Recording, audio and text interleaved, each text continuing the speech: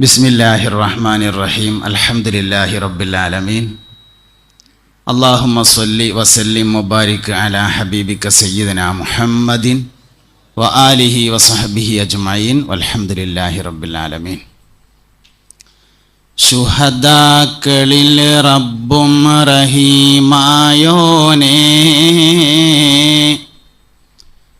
ശറഫാൽ വഴങ്ങ് നിനരിളാ മന്നാനെ, വഹബാൽ തുലൈക്കൻ്റെ മുറാദും ദൈന, വക്കാബിഹഖീഹിം ഉമൈക്കുൽ ഔനാൽ ഇലാ മുഹമ്മദ് സയ്യിദനാ മുഹമ്മദ്. മുഅ്മിനീങ്ങളെ, മുഹമ്മദ് നബി സല്ലല്ലാഹു അലൈഹി വസല്ലമ തങ്ങൾ പ്രബോധനം ചെയ്ത പരിശുദ്ധമായ ദീനുൽ ഇസ്ലാമിന് വേണ്ടി യുദ്ധം ചെയ്ത് ഷഹീദായ, ദുന്യാവിലെ ജീവിതത്തിൽ നിന്ന് ആഖിറത്തിലെ ജീവിതത്തിലേക്ക് നീങ്ങിയ ആളുകൾക്കാണ് ശുഹദാക്കന്മാർ എന്ന് പറയുന്നത്. ഈ ഉമ്മത്തിൽ വലിയ ഫളിലുള്ള വിഭാഗമാണ് ശുഹദാക്കന്മാര്.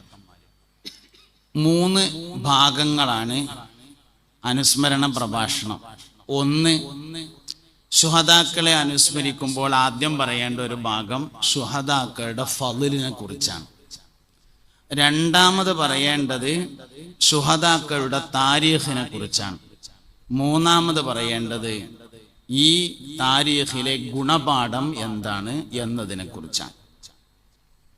ബഹുമാനപ്പെട്ട സയ്യിദുൽ ഉലമ, അല്ലാഹു ദീർഘായുസ്സ് കൊടുക്കട്ടെ, ശുഹദാക്കളുടെ ഫളിലിനെ കുറിച്ച് ഉള്ള ഒരു വചനമാണ് ഉദ്ധരിച്ചത്. വലാ തഹ്സബന്നല്ലദീന ഖുതിലൂ ഫീ സബീലില്ലാഹി അംവാത ബൽ അഹ്യാഉൻ ഇൻദ റബ്ബിഹിം യുർസഖൂൻ. ശുഹദാക്കളെ കുറിച്ച് അവർ മരണപ്പെട്ടു എന്ന് നിങ്ങൾ വിചാരിക്കരുത്, അള്ളാഹുവിൻ്റെ അടുക്കൽ അവർ ജീവിച്ചിരിക്കുന്നു. വേങ്ങരയിലുള്ള എൻ്റെ ഒരു സുഹൃത്ത് ഇതിനെക്കുറിച്ച് ഇങ്ങനെ ബദരീങ്ങളെ അനുസ്മരിച്ച് പറഞ്ഞപ്പോൾ ഇങ്ങനെ പറഞ്ഞു, ബദർ കഴിഞ്ഞിട്ട് ഞമ്മക്ക് 1500 കൊല്ലായി, ബദരീങ്ങൾക്ക് ബദർ കഴിഞ്ഞിട്ട് 1.5 ദിവസമായിട്ടുള്ളൂ. കാരണം ഓല അള്ളാഹുവിൻ്റെ അടുക്കൽ ജീവിച്ചിരിക്കാണല്ലോ. അള്ളാഹുവിൻ്റെ അടുക്കൽ ജീവിച്ചിരിക്കുക എന്ന് പറഞ്ഞാൽ യൗമുന ഇന്ധന അൽഫസനത്തിൻ മിമ്മാ തഉദ്ദൂൻ എന്നാണല്ലോ. അള്ളാഹുവിൻ്റെ അടുക്കൽ 1000 കൊല്ലാണ് നമ്മളെ ഒരു ദിവസം എന്ന് പറഞ്ഞാൽ. അപ്പൊ 1500 കൊല്ലം എന്ന് പറഞ്ഞാൽ 1.5 ദിവസം. അങ്ങനെ നമ്മൾ കൂട്ടുമ്പോൾ മുട്ടിച്ചിറ ശ്രോതാക്കന്മാരെ കൂട്ടിയാലേ ഞമ്മക്കിപ്പോൾ അത് 150 കൊല്ലൊക്കെ ആയിട്ടുണ്ടെങ്കിൽ ഓൽക്ക് ആ അടക്കൊക്കെ ഒന്നിങ്ങനെ ചുരണ്ടിയിട്ട് വെറ്റില മുറുക്കണ ഒരു നേരം എന്ന് പറയാം. അത്രേ ആയിട്ടുണ്ടാവുള്ളൂ. അതിൻ്റെ ആ രസമൊക്കെ ഇങ്ങനെ പറഞ്ഞിട്ട് എന്നാ കുത്തിയാ കുത്തുണ്ടല്ലോ എന്നൊക്കെ പറഞ്ഞിട്ട് ഇങ്ങനെ ഇരിക്കണ ഒരു നേരം, അതാണല്ലോ പോലക്ക് സംബന്ധിച്ചായത്. നമ്മളിപ്പോൾ 150ാമത്തെ ആണ്ടാണ് എന്നൊക്കെ പറയാം എന്നേ ഉള്ളൂ. അവരെ സംബന്ധിച്ച് അങ്ങനെയല്ല. ഓൽക്ക് ആകെ കുറച്ച് സമയം ഇപ്പോൾ ആയിട്ടുള്ളൂ. ഒരു ദിവസമാണെങ്കിൽ തന്നെ 1000 കൊല്ലം കഴിയണം എന്നാണല്ലോ. അങ്ങനെയല്ലോ അള്ളാഹുവിൻ്റെ അടുക്കൽ ജീവിച്ചിരിക്കുന്നു എന്ന് പറഞ്ഞാൽ ദുന്യാവിൽ ജീവിച്ചിരിക്കുമ്പോൾ അല്ല എന്നാണല്ലോ നമ്മൾ മനസ്സിലാക്കിയിട്ടുള്ളത്. അപ്പൊ അവരുടെ ഫളിൽ എന്ന് പറഞ്ഞ സംഗതി അതന്നെയാണ്.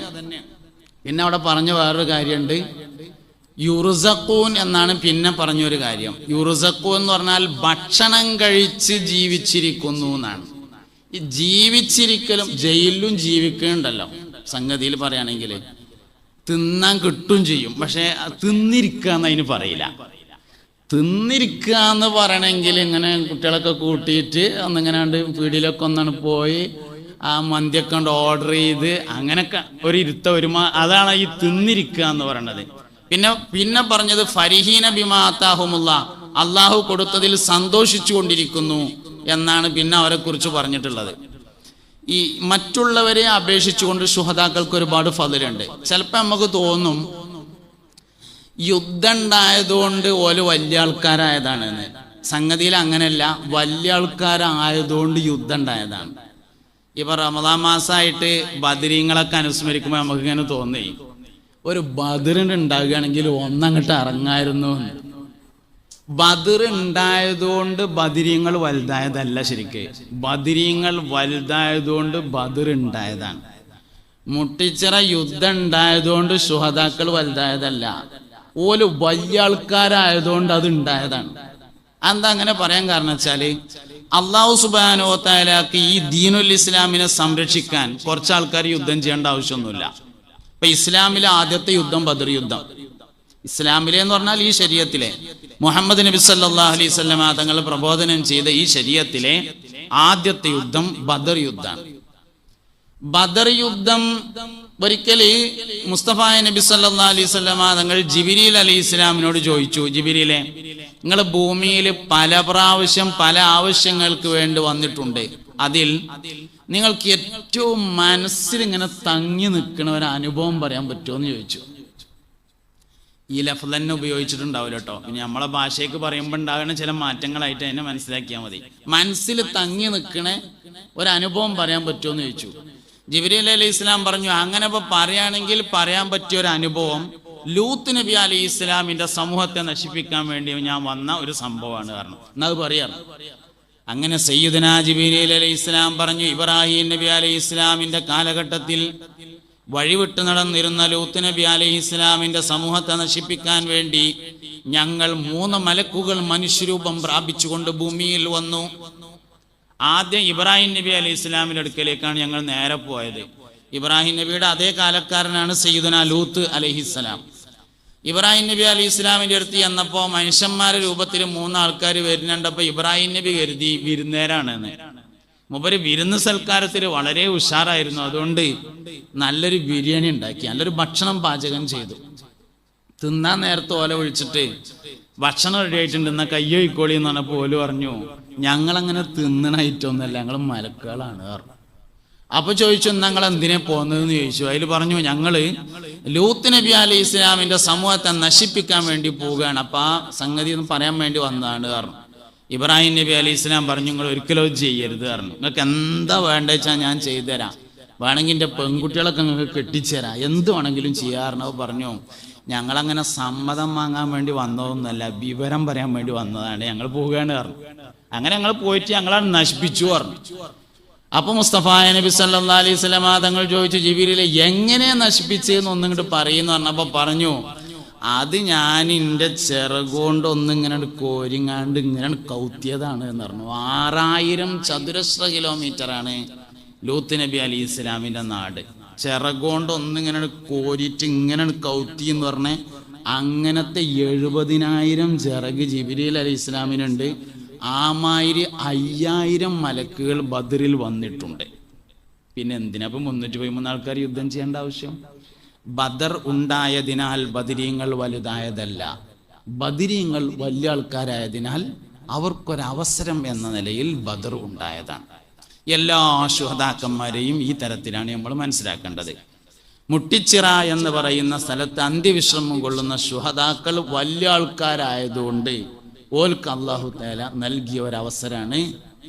അള്ളാഹുവിൻ്റെ അടുക്കൽ ഭക്ഷണം കഴിച്ചും അവൻ നൽകിയതിൽ സന്തോഷിച്ചുകൊണ്ടും ജീവിച്ചിരിക്കുക എന്ന ശുഹദാക്കളുടെ വലിയൊരു മർത്തബ. ഒരുപാട് ആളുകൾ അത് ആഗ്രഹിച്ചു നേടി, ഒരുപാട് ആളുകൾ ആഗ്രഹിച്ചു നേടി.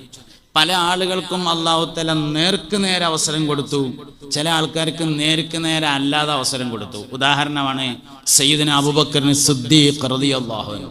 പാമ്പ് കടിച്ച് മരണപ്പെട്ടാൽ ഷഹീദിന്റെ കൂലിയാണെന്നാണ്. ഗുഹയിൽ വെച്ച് കടിച്ച പാമ്പിന്റെ വിഷം ഇളകി ഷഹീദായാണ് ബഹുമാനപ്പെട്ട സയ്യിദുനാ അബൂബക്കർ സിദ്ദീഖ് റളിയല്ലാഹു അൻഹു വഫാത്താകുന്നത്. അപ്പൊ ശുഹദാക്കന്മാരുടെ ഫളിൽ എന്നതാണ് ഒന്നാമത്തെ കാര്യം. ഇനി മറ്റുള്ള എല്ലാവരെ തവസ്സുൽ ചെയ്യുന്നതിനേക്കാളും ശുഹദാക്കന്മാരെ തവസ്സുൽ ചെയ്യുന്നതിനൊരു പ്രത്യേകത ഉണ്ട്. അത് അവർ പ്രത്യേകം അള്ളാഹുവിൻ്റെ അടുക്കൽ ജീവിച്ചിരിക്കുന്നു എന്ന് പറഞ്ഞിട്ടുണ്ട് എന്നത് തന്നെയാണ് അതിലെ പ്രത്യേകത. മുസ്തഫ നബി സല്ലല്ലാഹു അലൈഹി വസല്ലം തങ്ങൾ ബദർ ശുഹദാക്കളുടെ ഖബർ സിയാറത്ത് ചെയ്യാൻ വേണ്ടി ശനിയാഴ്ചകളിൽ പോകാറുണ്ടായിരുന്നു എന്ന് താരീഖിലുണ്ട്. സയ്യിദുൽ ഉലമ പറഞ്ഞു, ഉഹദ് യുദ്ധത്തിൽ ഷഹീദായ ആളുകളെ സിയാറത്ത് ചെയ്യാൻ വേണ്ടി മുസ്തഫ നബി സല്ലല്ലാഹു അലൈഹി വസല്ലം തങ്ങൾ പോകാറുണ്ടായിരുന്നു എന്ന്. ഇനി രണ്ടാം ഭാഗം ഈ യുദ്ധങ്ങളുടെ അല്ലെങ്കിൽ ശുഹദാക്കന്മാരുടെ താരീഖാണ്. ആദ്യം മൊത്തത്തിൽ താരീഖ് പഠിക്കുക എന്ന് പറഞ്ഞത് അതൊരു ഹദീസിന്റെ വെളിച്ചത്തിലാണ്. മുസ്തഫ നബി സല്ലല്ലാഹു അലൈഹി വസല്ലം തങ്ങൾ പറഞ്ഞതായി കാണും, ദിക്റുൽ അംബിയാഇ ഇബാദത്തുൻ ദിക്റുസ് സാലിഹീന കഫാറത്തുൻ. അമ്പിയാക്കളെ പറയൽ ഇബാദത്തും സ്വാലിഹീങ്ങളെ പറയൽ കഫാറത്തുമാണ്. അവിടെ ദിക്ർ എന്നുള്ളതിന് 3 അർത്ഥമാണ്. ഒന്ന് ആലോചിക്കുക, 2 പേര് പറയുക, 3 ചരിത്രം പറയുക. ദിക്റിന് 3 അർത്ഥങ്ങളാണ്. ഒന്ന് ആലോചിക്കുക, ഒന്നുമില്ല, വെറുതെ ഇങ്ങനെ മുട്ടിച്ചിറ ശ്രോതാക്കന്മാരെ കുറിച്ച് ഇങ്ങനെ ആലോചിച്ചാൽ തന്നെ കൂലിട്ടും. അത് ദിക്റിന്റെ 1ാമത്തെ അർത്ഥമാണ്. ചിന്തിക്കുക, ആലോചിക്കുക. 2ാമത്തെ അർത്ഥം പേര് പറയാ. ശ്രോതാക്കന്മാരെ പേരിങ്ങനെ പറഞ്ഞു. വെറുതെ ഇങ്ങനെ ഇരുന്നപ്പോൾ മുഹ്യിദ്ദീൻ ഷെയ്ഖ് റളിയല്ലാഹുവിന്റെ പേരിങ്ങനെ പറഞ്ഞു. തസ്ബീഹ്മാല എടുത്തിട്ട് ഷെയ്ഖ് ജീലാനി റളിയല്ലാഹുവിനു, ഷെയ്ഖ് ജീലാനി റളിയല്ലാഹുവിനു, മുഹ്യിദ്ദീൻ ഷെയ്ഖ് റളിയല്ലാഹുവിനു അങ്ങനെ പറഞ്ഞാൽ കൂലിട്ടോ. അത് ദിക്റിന്റെ പരിധിയിൽ വരുന്നതാണ്. അതാണ് നമ്മൾ 1000 വട്ടമൊക്കെ യാ ഷെയ്ഖ് യാ മുഹ്യിദ്ദീൻ അബ്ദുൽ ഖാദിർ ജീലാനി എന്ന് പറയുന്നത്.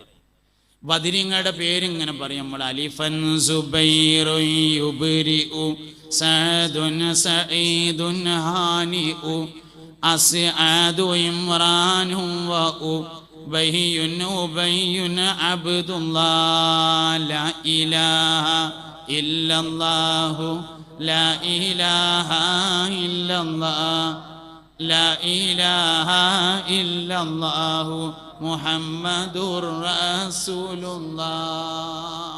വെറുതെ ഇങ്ങനെ പേര് പറയാം. അതാണ് 2ാമത്തത്. 3ാമത്തത് അവരുടെ താരീഖുകൾ പറയുക എന്നതും ദിക്റിന്റെ പരിധിയിൽ വരുന്നതാണ്. അവിടെയാണ് താരീഖ്. നീ ചരിത്രം എന്ന് പറയുന്ന സംഗതി പഠിക്കുകയും പറയുകയും ചെയ്യുന്നത് 3 കാര്യങ്ങൾക്ക് വേണ്ടിയിട്ടാണ്. ഏത് ചരിത്രം അങ്ങനെയാണ്? 3 കാര്യങ്ങൾക്ക് വേണ്ടിയിട്ടാണ്. ഒന്ന്, ചരിത്രം പഠിച്ചാൽ മനസ്സിനൊരു ഉറപ്പ് കിട്ടും. പല വിഷയങ്ങളിലും മനസ്സുറപ്പ് കിട്ടും ചരിത്രം പഠിച്ചാൽ. അത് നമ്മള് മുസ്ലിം ലോകത്തിന്റെ താരീഖ് പഠിച്ചാൽ കിട്ടും, അമ്പിയാക്കളുടെ താരീഖ് പഠിച്ചാൽ കിട്ടും. ബഹുമാനപ്പെട്ട സയ്യിദുന സുലൈമാൻ നബി അലൈഹിസ്സലാം, സുലൈമാൻ നബി അലൈഹിസ്സലാം ബൈത്തുൽ മുഖദ്ദസിന്റെ പരിസരത്താണ് ജീവിച്ചത്. മഹാനവർകൾക്ക് ജിന്നുകളും മലക്കുകളും ഖിദ്മത്തിനുണ്ടായിരുന്നു. ജിന്നുകളും ഇൻസുകളും ഖിദ്മത്തിനുണ്ടായിരുന്നു. അങ്ങനെ ഈ ജിന്നുകൾക്കൊരു സ്വഭാവമുണ്ട്, മനുഷ്യന്റെ മാതിരിയല്ല.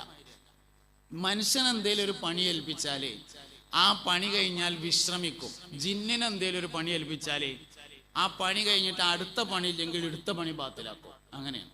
അപ്പൊ മനുഷ്യനെ നമ്മളൊരു പണി ഏൽപ്പിച്ചാൽ ആ പണി കഴിഞ്ഞാൽ ഒരു കസാല ഇട്ടിട്ട് അവിടെ ഇങ്ങനെ ഒരു ഗ്ലാസ് വെള്ളം കുടിച്ചാൽ ഇങ്ങനെ ഇരിക്കും, വിശ്രമിക്കും.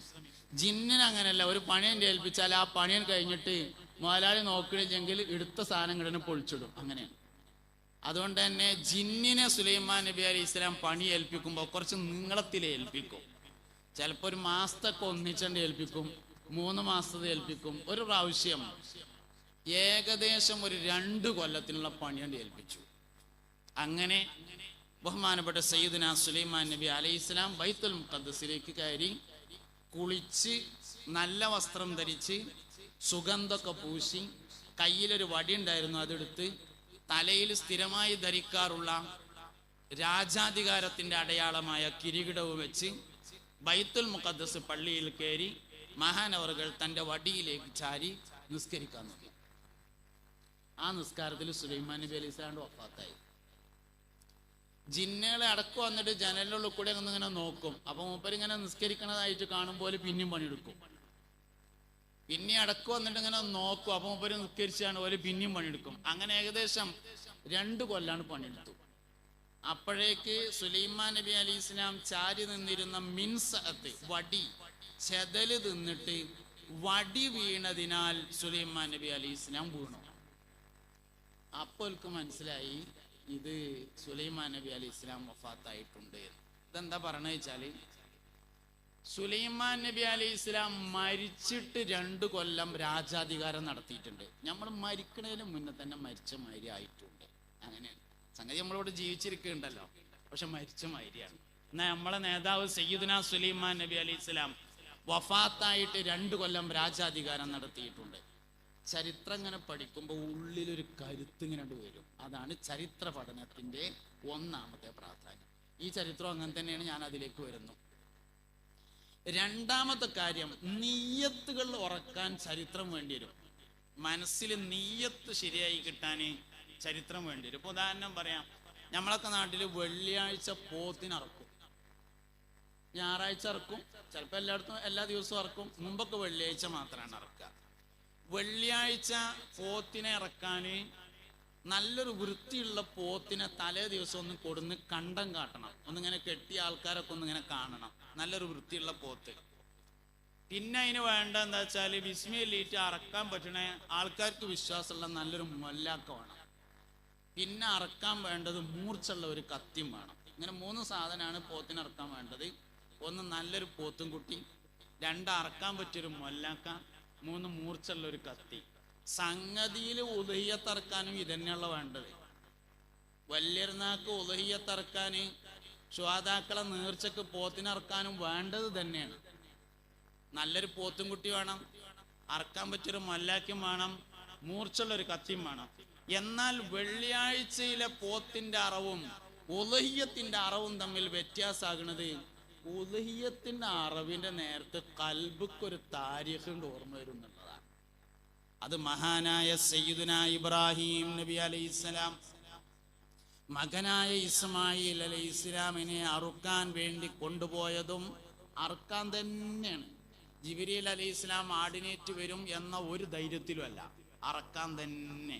ഞമ്മക്കിന്ന് ഇബ്രാഹിം നബി അലൈഹിസ്സലാം ഇസ്മായിൽ നബിനെ അറക്കാൻ കൊണ്ടുപോയി എന്ന് പറയുമ്പോൾ വലിയൊരു ബേജാറൊന്നും തോന്നൂല. അതിന്റെ കാരണം എന്താ വെച്ചാൽ അത് കുഴപ്പമില്ല, അറുത്തിട്ടൊന്നും ഇല്ലല്ലോ എന്ന് നമ്മളെ മനസ്സമ്മോട് ഇങ്ങനെ ചോദിക്കും. ഞാൻ എത്ര ഉഷാറായിട്ട് പറഞ്ഞാലും ചോദിക്കും, അങ്ങനെ നമ്മൾ പറയേണ്ടത് ആവശ്യമില്ല. സംഗതിയിൽ അത് ജിബ്രീൽ സ്വർഗത്തിൽ നിന്ന് ആടിനേറ്റ് വന്ന കേസല്ല ഇപ്പൊ നിങ്ങളാ പറയണത് എന്ന് ചോദിക്കും. നമ്മൾ മനസ്സിങ്ങനെ ചോദിച്ചുകൊണ്ടിരിക്കും. പക്ഷെ ഇബ്രാഹിം നബി അലൈഹിസ്സലാം ഇസ്മായിൽ അലൈഹിസ്സലാമിനെ അറക്കാൻ കൊണ്ടുപോകുന്ന സമയത്ത് ജിബ്രീൽ അലൈഹിസ്സലാം സ്വർഗത്തിൽ നിന്ന് ആടുമായി വരും എന്ന ഒരു വാട്സപ്പ് മെസ്സേജ് വന്നിട്ടില്ല. അങ്ങനെ ഒരു സന്ദേശമില്ല, ഒരു പ്രതീക്ഷയില്ല. അറക്കാൻ തന്നെയാണ് കൊണ്ടുപോണത്. ഇപ്പൊ ജീവൻ പോകുന്നുള്ള തന്നെയാണ് വാപ്പ നിങ്ങളോടുള്ള കൽപ്പന നിങ്ങൾ നിർവഹിക്കണം, ഞാൻ ക്ഷമിച്ചു കൊള്ളാം എന്ന് സയ്യിദുനാ ഇസ്മായിൽ അലൈഹിസ്സലാം പറയുകയും ചെയ്യുന്നത്. ആ സമയത്ത് അല്ലാഹു തആല അത് കബൂൽ ചെയ്യുകയും സ്വർഗത്തിൽ നിന്ന് ആടിനെ പറഞ്ഞേക്കുകയും ചെയ്തു എന്ന താരീഖ് കൽബിക്ക് വരുമ്പോഴാണ് ഉദ്ഹിയ്യത്തിന്റെ നീയത്ത് മനസ്സിലാണ്ട് ഉറക്കുക. ഇനി 3-ാമത്തെ കാര്യം, താരീഖുകൾ നമ്മൾ പറയുന്നത് അതുപോലെ ആവാൻ വേണ്ടിയിട്ടാണ്. അതുപോലെ ആവുക എന്ന് പറയുമ്പോൾ 2 കാര്യങ്ങളുണ്ട്. ഒന്നുകിൽ അതുപോലെ ആവുക, അല്ലെങ്കിൽ എനിക്കാവാൻ പറ്റില്ല എന്ന് തിരിച്ചറിയുക. അങ്ങനെ 2 കാര്യങ്ങളാണ്.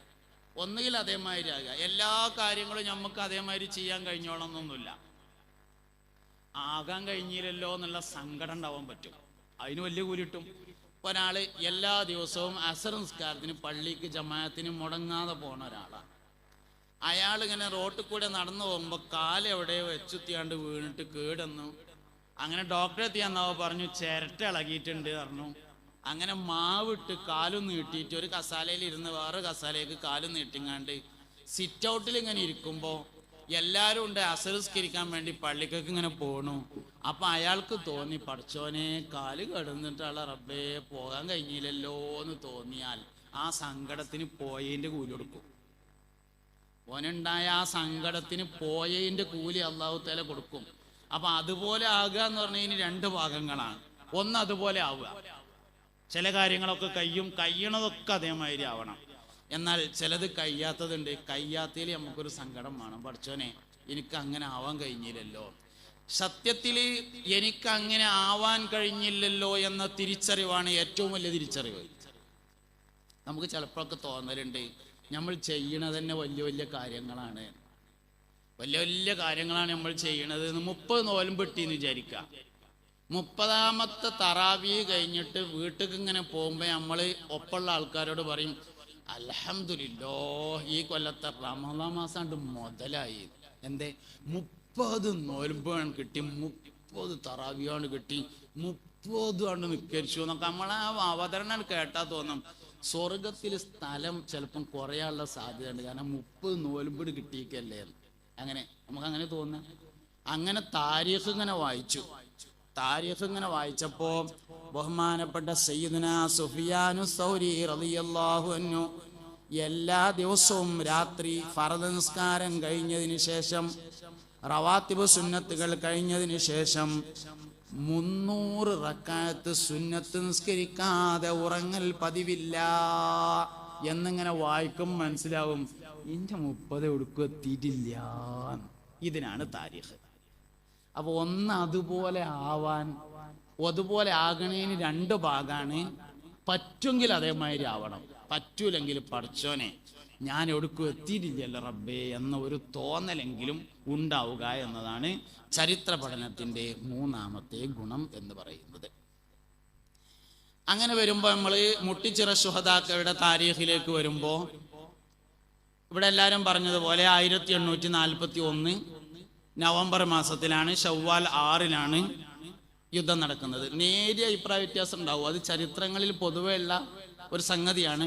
ചെറിയ ചെറിയ പരനോടത്തും എഴുതി വെച്ചോടത്തൊക്കെ ചെറിയ ചെറിയ അഭിപ്രായ വ്യത്യാസങ്ങളൊക്കെ ഉണ്ടാവുക എന്നത്. 1841 1820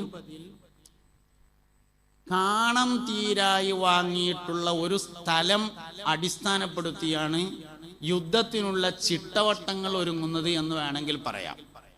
സത്യത്തിൽ അതിൻ്റെ മുമ്പുണ്ട് ബ്രിട്ടീഷുകാർക്കെതിരെ മുസ്ലിങ്ങൾ നടത്തുന്ന പോരാട്ടങ്ങൾ നടന്നുകൊണ്ടിരിക്കുന്ന ഒരു സാഹചര്യമാണ് 1820 എന്ന് പറയുന്നത്. പള്ളിപ്പുറം യുദ്ധം നടന്നു. എൻ്റെ നാട് കൊളത്തൂരിലൊരു യുദ്ധം ഉണ്ടായിട്ടുണ്ട്. ഇങ്ങനെ ഒരുപാട് യുദ്ധങ്ങൾ ആ സമയത്ത് ബ്രിട്ടീഷുകാരുമായി ബന്ധപ്പെട്ടുണ്ടായിട്ടുണ്ട്.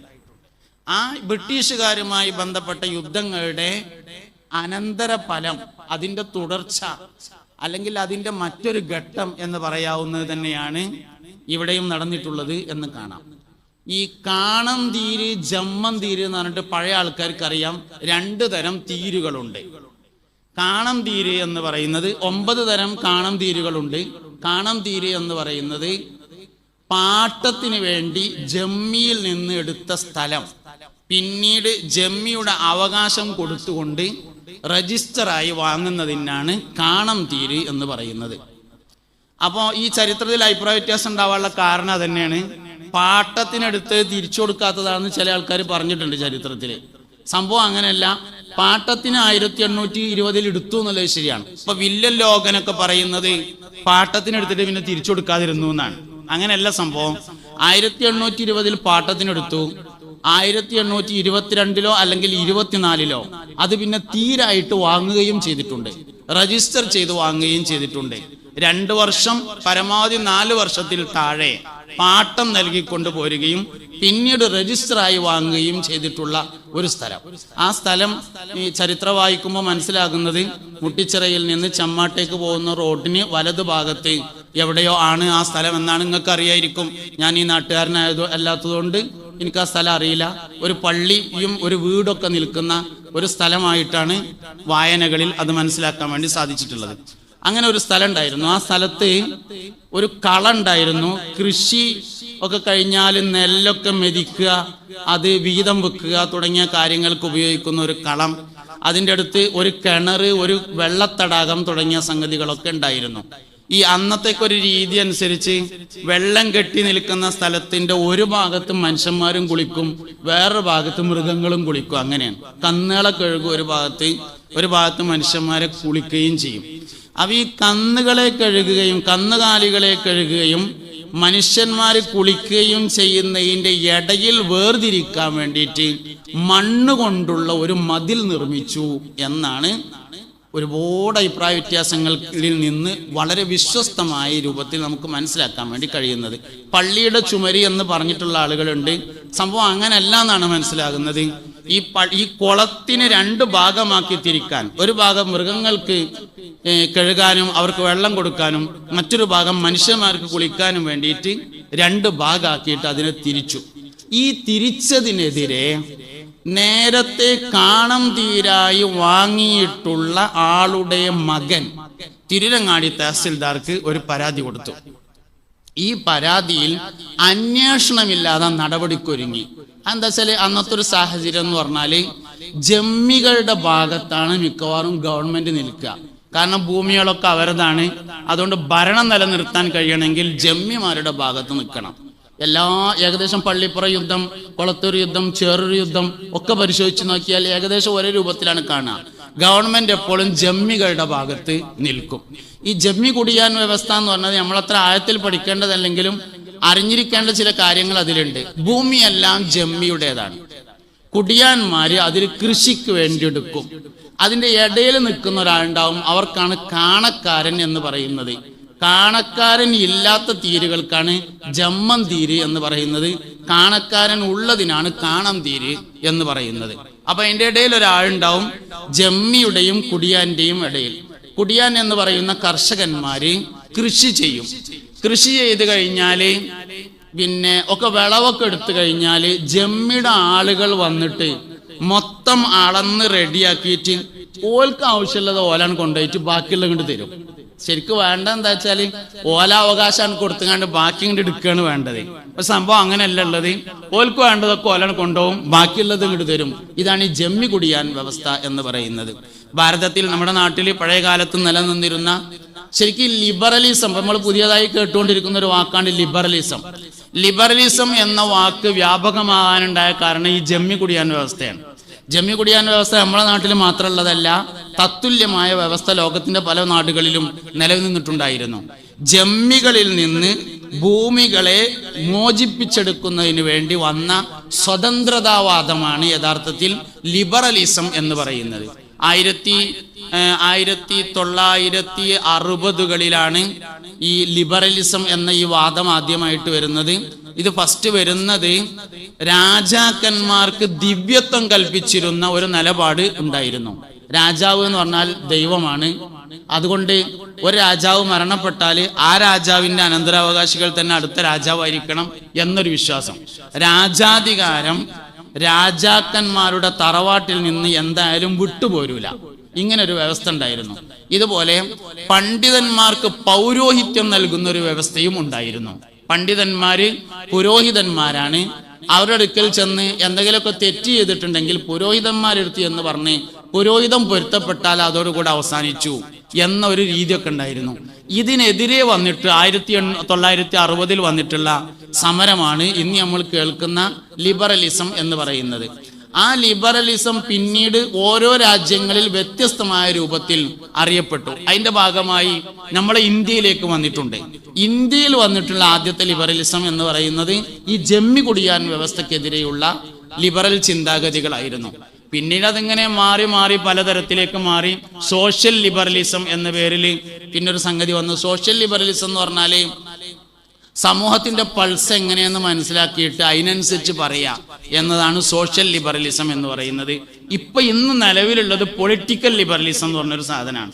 പൊളിറ്റിക്കൽ ലിബറലിസം എന്ന് പറഞ്ഞാൽ വോട്ട് കിട്ടാൻ എങ്ങനെയാണോ പറയേണ്ടത് അങ്ങനെ പറയുന്നതിനാണ് പൊളിറ്റിക്കൽ ലിബറലിസം എന്ന് പറയുന്നത്. തൊട്ടു മുമ്പുള്ളതാണ് സോഷ്യൽ ലിബറലിസം. സോഷ്യൽ ലിബറലിസവും പൊളിറ്റിക്കൽ ലിബറലിസവും തമ്മിലുള്ള വ്യത്യാസം, സോഷ്യൽ ലിബറലിസം നാട്ടു നടപ്പിനെതിരെ പറയും. അതായത് ഉദാഹരണം എങ്ങനെ മനസ്സിലാക്കുക, ഒരു നാട്ടില് ആണ് പെണ്ണിനെയും പെണ്ണാണിനെയുമാണ് കല്യാണം കഴിക്കുന്നതെങ്കിൽ ആ നാട്ടിൽ പറയും ഇങ്ങനെയൊന്നല്ല വേണ്ടത്, ആണിനെയാണ് കല്യാണം കഴിക്കേണ്ടത്, പെണ്ണ് പെണ്ണിനെയാണ് കല്യാണം കഴിക്കേണ്ടത് എന്ന് പറയും. സങ്കല്പിക്കുക, ഏതെങ്കിലും ഒരു നാട്ടില് പെണ്ണ് പെണ്ണിനെയും ആണിനെയും കല്യാണം കഴിക്കണുണ്ട് എന്ന് വിചാരിച്ചോളി, അവിടെ നേരെ ഓപ്പോസിറ്റ് പറയും ഇങ്ങനെയൊന്നല്ല വേണ്ടത്, പെണ്ണ് ആണിനെ, ആണ് പെണ്ണ്. ഇതാണ് സോഷ്യൽ ലിബറലിസം എന്ന് പറഞ്ഞത്. ഒരു നാട്ടിൽ എങ്ങനെയാണോ നടപ്പുള്ളയിച്ചാൽ അതിൻ്റെ എതിര് പറയാം. അത് കഴിഞ്ഞിട്ട് ലാസ്റ്റ് വന്നതാണ് പൊളിറ്റിക്കൽ ലിബറലിസം എന്ന് പറയുന്നത്. ഇന്ന് നിലവിലുള്ളത് പൊളിറ്റിക്കൽ ലിബറലിസം ആണ്. പൊളിറ്റിക്കൽ ലിബറലിസം എന്ന് പറഞ്ഞാൽ വോട്ട് കിട്ടാൻ എങ്ങനെയാണോ പറയേണ്ടത് അങ്ങനെ പറയാം. വോട്ട് കിട്ടിയില്ല എന്ന് തോന്നിയാലോ മാറ്റി പറയും. അതാണ് ഇന്ന് നിലവിലുള്ള ലിബറലിസം എന്ന് പറയുന്ന സാധനം. അപ്പൊ ഇതിൻ്റെ ഒരു തുടക്കം ഉണ്ടായിരുന്നു. ആ തുടക്കം ഭാരതത്തിലേക്ക് വരുന്നത് ഈ ജമ്മി കുടിയാൻ വ്യവസ്ഥക്കെതിരെയുള്ള സ്വതന്ത്രതാവാദമായിട്ടാണ് വരുന്നത്. അത് ഏകദേശം 1810 മുതൽ ആരംഭിച്ച് പിന്നെ ഇങ്ങനെ തുടർന്നു. അതിന്റെ മൂർധന്യ ദശ ഉണ്ടായിരുന്നത് 960-കൾക്ക് ശേഷമാണ്. അതിന്റെ മുമ്പ് ഒരു ഒതുങ്ങിയ നിലയിലായിരുന്നു ഉണ്ടായിരുന്നത്.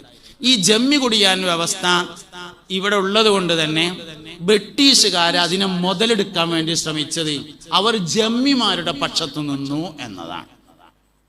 സാധാരണ നാട്ടിലുള്ള എല്ലാ ആൾക്കാരും ജമ്മി കുടിയാൻ വ്യവസ്ഥക്കെതിരാണ്. എന്നാൽ ബ്രിട്ടീഷുകാർ ജമ്മിമാരുടെ പക്ഷത്താണ് നിന്നത്. അവർ വിചാരിച്ചത്, അവർക്കതിൽ പ്രത്യേകിച്ച് കാഴ്ചപ്പാടുണ്ടായിട്ടൊന്നുമല്ല, ഓല ഭരണം നിലനിൽക്കാൻ ജമ്മികളുടെ പക്ഷത്ത് നിൽക്കലാണ് നല്ലത് എന്നവർക്ക് തോന്നിയതാണ് അവർ അങ്ങനെ ചെയ്യാനുണ്ടായ കാരണം. അപ്പൊ അതുകൊണ്ട് തന്നെ ഈ സ്ഥലവുമായി അതിലുള്ള നിർമ്മാണ പ്രവർത്തനവുമായി ബന്ധപ്പെട്ട തർക്കങ്ങളിൽ അന്വേഷണങ്ങൾക്കൊന്നും നിൽക്കാതെ കുറ്റക്കാർ എന്ന് അവർ